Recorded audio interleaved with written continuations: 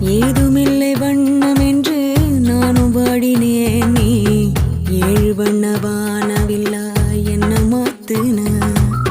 தாயுமில்லை என்று உள்ளம் நேற்று ஏங்கினே. நீ தேடி வந்து நெய்த அன்பால் நின்று தாக்கின.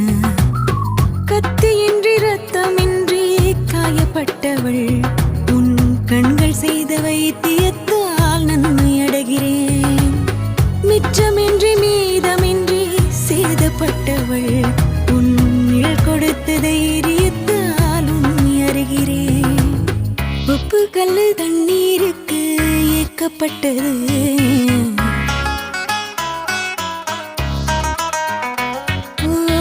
ஒத்த சொல்லு புத்திக்குள்ள மாட்டிக்கிட்டது.